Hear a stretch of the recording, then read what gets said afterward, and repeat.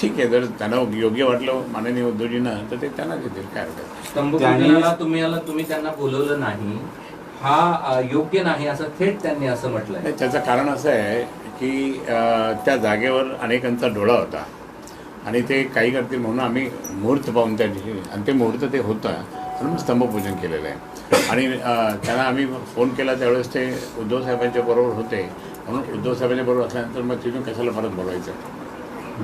त्यांचं असं म्हणणं आहे की मला सातत्यानं खैरेसाहेब डावलत असतात. मला काय माहिती, कारण डावलत असतं तर मग इथपर्यंत ते आले पण नसते. नाही, अंबादास दानवेंना आता राज्यातलं सर्वात मोठं विरोधी पक्ष नेते पद दिलेलं आहे, असं असताना सुद्धा ते लोकसभेचं तिकीट मागतायत, त्याचं कारण काय? नाराज आहेत तुमच्यावर, तुम्हाला पाडण्यासाठीच मागतायत का फक्त? नेमकं काय नेमकं? आता मी काही बोलू शकत नाही, तुम्ही ठरवा द्या. मी काहीच बोलणार नाही, कारण मी शिवसेना प्रमुख माननीय बाळासाहेब ठाकरेंचा कडवट शिवसैनिक आहे. आज उद्धव साहेबांच्या नेतृत्वाखाली मी काम करतो, इव्हन आदित्य साहेबांच्या मार्गदर्शनाखाली पण काम करतो मी. बाकी काही मला हे नाही, मी एकनिष्ठ शिवसैनिक आहे, कुठेही गेलो नाही, कुठेही जाणार नाही, हे अनेक वर्षापासून माहीत आहे, उद्धव साहेबांनाही माहीत आहे. मी कधीच कुठे गेलो नाही, म्हणून मी एक दिवससुद्धा, पण आत्ता मला काही मंडळींनी पाडल्यानंतर मी स्वतः या ठिकाणी सांगतो की एक दिवस पण मी घरी राहिलो नाही. माननीय उद्धवजीने मला दुसऱ्या दिवशीच बोलवलं आणि त्यांनी सांगितलं तुम्ही काम करत राहा, तुम्ही काही टेन्शन घेऊ नका, काम करत राहा. आणि त्या दिवशीपासून मी आजपर्यंत मी पूर्ण 5 वर्ष मी काम केलं. 5 वर्ष मी काम केलं. लोकांनी मला खासदार म्हणूनच त्यांनी ट्रीट केलं, कारण खासदार म्हणून जे काही मी कामं करत होतो ते त्यांना तेच वाटलं की बाबा आपण खैरेसाहेबांकडे जाऊन खैरेसाहेबांकडे गेलं काम होतं, हे म्हणून माझं काही नाही, जनता म्हणते. तिकीट मिळायच्या आधीच, तिकीट मिळायला नंतर गुरु शिष्याची लढाई सुरू झाली होती.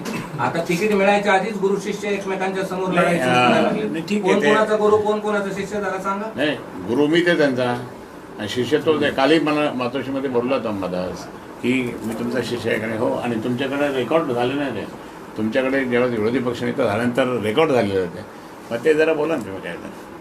काय असं करतात ते? काही नाराजी आहे तुम्हाला? काही नाराजी वगैरे नाही आहे, आम्ही सगळे एकत्र आहोत, एका कुटुंबातले, पारिवारिक संबंधातले आहेत, त्याच्यामुळे ते तसं काही नाही.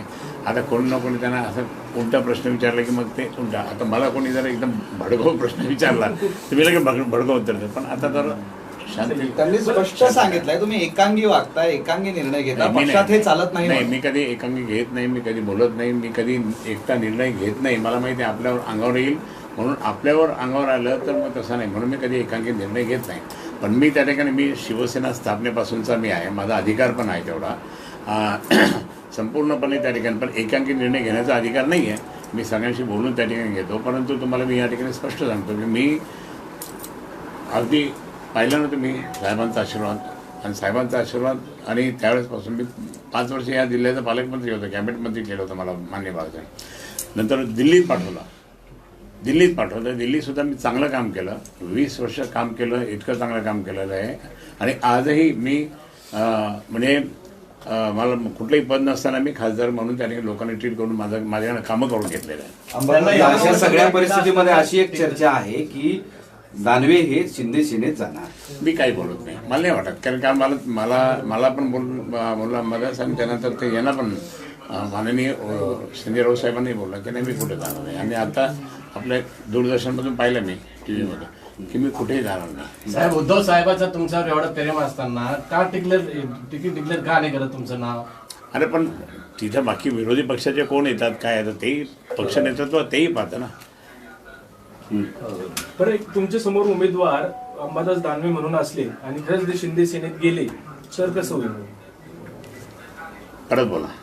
जर अंबादास दानवे शिंदे सेनेकडनं तुमच्या विरोधात उभे राहिले तर काय होईल? नाही, आता काय अजून माहित नाही आता काय होईल. बरं, तुमच्याच पक्षातून त्यांनी तिकीट मिळवलं आणि तुम्हाला त्यांच्या प्रचाराची वेळ आली खासदारकीसाठी, तर काय? शिवसेना प्रमुखांचा कडवट शिवसैनिक असल्यामुळे मी पक्षाचा आदेश मानतो, बस संपलं. त्यांना तिकीट मिळालं तरी चालेल तुम्हाला? मी पक्षाचा आदेश मानतो. ते असं म्हणाले की उमेदवारीसाठी मी दावा याच्यासाठी करतोय की गेली 10 वर्ष मी तिकीट मागतोय, तसं त्यांचं म्हणणं आहे की मी एवढे वर्ष हे केलं ते केलं वगैरे वगैरे. तर तुमचा या क्षणाला दावा काय आहे? कशाबद्दल? म्हणजे उमेदवारी संदर्भात ते जसं दावा करतायत ना मला तसं. हवी. हा, मला तसं हवी तुमचं म्हणून काय तुमचं काय म्हणणं आहे? जनता मला म्हणते, मी मागत नाही. जनता म्हणते की त्या ठिकाणी कोणत्याही परिस्थितीत खरे साहेब तुम्हीच जायला पाहिजे. कारण हे 2 खासदार इथं आहे राज्यसभेचे आणि चुकून निवडून आलेले आहे, ते कोणतंही कोणाचंही काम करत नाही, केलेलं नाही, आणि सगळे आपण आपला जिल्हा पाठीमागे गेलेला आहे. म्हणून त्या ठिकाणी तुम्ही हवं असं नागरिकांची मागणी, मतदारांची मागणी, माझी मागणी नाही. चंद्रकांत खैरेंवरती सर्वात मोठा आक्षेप सगळे हे जे अंबादास दानवे वगैरे मंडळी हे असा घेत आहेत की त्यांनी नेतृत्व पुढचं उभं करू दिलं नाही संभाजीनगरामध्ये. मग अंबादास दानवे कसा मोठा झाला? तो कसा मोठा झाला? त्याला घेऊन मी चालवतो म्हणून बाकीचे माझे जे पदाधिकारी ते माझ्यावर चिडायचे, अरे काय तुम्ही तर त्याचंच ऐकता, त्याचंच ऐकता, हे मागे आलेले ना ते. मला शिरसाट असं म्हणाले की महाराष्ट्रामध्ये असे अनेक नेते आहेत, त्यांच्या पक्षामध्ये कोणमारा सुरू आहे आणि ते नाराज आहेत आणि सोमवारी मोठा हादरा, राजकीय भूकंप शिंदे सेना देणार आहे. माझी तुम्हाला एक विनंती अशी की आपण जरा परत त्यांना विचारा, संजय सरला कोण आहे तो माणूस, आणि ते सांगतील त्यावेळेस. आता सांगा म्हणा, परवा कशाला सांगता, आता सांगा ना. साहेब एक प्रश्न असा होता, कदाचित तुम्हाला उद्धव सेनेकडून तिकीट नाही भेटलं आणि शिंदे सेनेकडून भेटले तर? मी शिवसेना प्रमुख मान्य बाळासाहेब ठाकरेंचा कडवट शिवसैनिक आहे.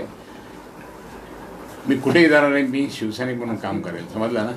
आता हे मला असं बोलून माझ्या डोक्यात राग भरू नका, कारण मी कडवट शिवसैनिक. मला अनेकांनी फोन केले, मोठ्या मोठ्या लोकांनी सांगितलं, पण मी कधी कुठे गेलो नाही. मी शिवसेना प्रमुखांना सोडलं नाही. तुम्हाला मी सांगतो की ज्यावेळेस राज ठाकरे साहेब बाजूला गेले, लोकांना वाटलं की हे राजसाहेब म्हणत आला. ठीक आहे, आमच्या बसणं उठणं होतं, पण मी कधी बाळासाहेबांना सोडलं नाही, कधी उद्धव साहेबांना सोडलं नाही. आणि उद्धव साहेबांनी ना माननीय बाळासाहेबांनी उद्धव साहेबांना त्या ठिकाणी हे केल्यानंतर मग आम्हाला त्या ठिकाणी त्यांचा आदेशच मानावा लागतो. कारण मी कडवट शिवसैनिक असल्यामुळे, प्रामाणिक शिवसैनिक असल्यामुळे, एकनिष्ठ शिवसैनिक असल्यामुळे, तुम्ही पाहिलं असेल ना, जनतेशी सुद्धा एकनिष्ठ मी आहे. त्यामुळे मी बाकी मला काय घेणं नाही. मला बाळासाहेबांनी जे दिलेलं आहे ना, आणि मी प्रामाणिकपणे काम केलेलं आहे, त्यामुळे तो काय मुद्दाच येणार नाही, कधी येणार. कुणाकुणाचे फोन आले होते तुम्हाला, कुणाकुणाकडून ऑफर होती? आणि मला अनेकांनी सांगितलं, कशाला तुम्ही या ना इकडं. कारण मी मग मी आले असतील, कधी पण आले असतील, नाही अशात नाही. भाजपकडून त्याला माहिती आहे की हा माणूस कडवट आहे, कशाला उलट शिवाय देतो आपल्याला. हिंदुत्ववादी विचारसरणीतून भाजपकडून काही वगैरे आपण फोन आले होते तुम्हाला? नाही, हिंदुत्ववादी विचारसरणीचे लोक सुद्धा, म्हणजे आता ते मतदार सांगत असताना, सजेशन देत असताना, पण तुम्हाला मी सांगतो की त्यांना माहिती आहे हा कडवट शिवसैनिक आहे, आपण याला काही बोलायला गेलो हा आपल्याला शिवाय देईल, एखाद्याला मारेल पण, कारण इतका कडवट येतो. असं असा दावा केला जातोय की तुम्ही विजयी होणार आणि तुमच्यासमोर कुणीही उमेदवार असा तगडा नाही, म्हणून अशा वेगवेगळ्या चर्चा घडून आणायच्या तुमच्याबद्दल, असंही चर्चा आहे. खरं नाही, आहे, खरं काय आहे. काय काय काय कारण तुम्ही विजयी होणार हे जवळपास निश्चित आहे असं लोक म्हणतात, बरोबर. तर ते काहीतरी वेगळी चर्चा व्हावी तुमच्याबद्दल, शिवसेना उद्धव ठाकरे बद्दल दिवस आहे हे त्याच्यासाठी हे सगळे चर्चा सुरू आहे का, ते चालू आहे का? हे असंच असतं. म्हणजे काहीतरी हे करून खैरेंना कसं डावलायचं, कधी हे कसं करायचं काय नाही. पण मी इतका प्रामाणिक आहे, इतकं प्रामाणिक आहे, माझ्याकडे काहीच नाही. मी आपलं छोट्याशा घरात राहतो. शिंदे सेनेला तिकीट मिळवून तुमची निवडणूक अधिक सोपी झाली का? भाजपला तिकीट दिलं असं जरा अवघड झाली असती, नाही. आता शिंदे सेनेला तिकीट मिळालं तर सोपी झाली तुमच्यासाठी. मी अजून ते माझं गणित सांगणार नाही तुम्हाला की कोण असेल तर सोपं जाईल, कोण नसेल तर सोपं कसं जाणार. आणि किती मोठा जर माणूस उभा राहिला माझ्या विरोधात, जर साहेबांनी तिकीट दिलं तर मला माहिती की त्याला कसं पाडायचं, आणि त्याला कसं पाडायचं म्हणून त्या ठिकाणी. कारण तुम्हाला माहिती आहे अंतुले साहेब उभे राहिले, त्यावेळेस ते मित्र होते. एक उमेदवार तर विनोद पाटील हे तर उभे राहिले तर नाही, तो विशेष काय नाही, ते असू दे, तो त्याचा नशीब आजमावल ना. आपलं नशिबात ज्याचं असेल, शिवसेना प्रमुखांनी मला सांगितलं असेल तुझ्या नशिबात जे असेल ना ते होईल, तुझ्या नशिबात जर समजा नसेल तर नसाल. सध्या असे उमेदवारांची नावं आहेत, असं कोणी उमेदवार आहे का की जो ताकदवान, की तुम्हाला लढत मजबूत देईल असं? मोदीजी पण आले तर चालेल ना, तुम्हाला कोण आवडेल? मोदीजी पण आले तर चालेल ना, काय म्हणजे आता सध्या कोणी तसं तुल्यबळ दिसत नाही. नाही, मी नाही बोलत ते, पण मी जर साहेबांनी तिकीट दिलं ना तर मी सगळ्यात जास्त मतं निवडून येणार. मी तुम्हाला आता लिहून देतो. उद्धव बाळासाहेब ठाकरे शिवसेनेमध्ये कोण कोण इच्छुक आहे छत्रपती संभाजीनगरात? तुम्ही नेते आहात, तुम्ही जसे उमेदवार आहात इच्छुक, तसे तुम्ही शिवसेनेचे नेते सुद्धा आहात. किती, जसे अंबादास दानवे इच्छुक आहात, तुम्ही इच्छुक आहात, अजून कोण इच्छुक आहे? बाकी नाही, कोणी दोघच जण. बरं, बरं, काल सर संजय राऊत साहेब काल जी मातोश्रीवर आपण अजून केलं. 2 ऐसे इच्छुक उमेदवार आहेत संजय राऊत साहेबांना. हे 2 तो आहे म्हणे, अजून 2 आहे. माहित नाही त्यांना माहिती आहे, मला नाही माहिती. मी काल मातोश्रीवर गेला होता अंबादास दानवे आणि तुम्ही अंबादासची खूप मनधरणी करण्याचा प्रयत्न झाला. असं का लाट करतात अंबादासचं असं वाटतं? शेवटी तो लहान आहे आणि माझा शिष्य आहे, तर मनधरणी करावं लागेल ना. अंबादास दानवे तुम्हाला अडचणीत आणण्याचा प्रयत्न करतात का नेहमी? नाही ते मी काय बोलू शकत नाही, मला काय अडचणीत कोणी आणू शकत नाही. तुतारी आणि धनुष्यबाणमध्ये अडचण तर नाही होणार? हा? तुतारी आणि धनुष्यबाणमध्ये मतदान नाही करणार आता ते आज आता पत्रकार परिषद होईल इलेक्शन कमिशनची, त्यावेळेस काय नाही त्यामुळे कळेल. तुम्ही स्वतः अंबादासांची मनधरणी करणार का? कारण निवडणूक आहे, जुळवून तर घ्यावं लागेल. ते काल आम्ही प्रेमाने बोललो त्यांच्याशी, धडाडीचे नेते यांच्याशी बोललो काल. हसत खेळत आम्ही गप्पा पण मारल्या 2 तास दोघं जणांना, आणि त्यावेळेस ते आहे म्हणजे तुमच्यासोबत हसत खेळत एक बोलतात आणि कॅमेऱ्यात एक बोलतात का? असंच वाटतंय का तुम्हाला? मग त्यांनी हट्ट दूर केला का? म्हणजे हे झाले का, दूर झाले का ते त्यांच्या याच्यापासून स्टँडवर? आता असं आहे ना, प्रत्येकाची इच्छा असते, त्या इच्छेला कोण आपण आवर घालू शकतो. सर इम्तियाज मुंबईकडे काय चाललं? मुंबईतून उभा राहतो म्हणजे काय डील केली का भाजपकडून त्याने? त्यांच्या सर्व मुस्लिम बांधवांनी त्याला दूर केलेलं आहे, म्हणून त्या ठिकाणी तो दूर झाला. धन्यवाद. थँक्यू. बोला. चहा कॉफी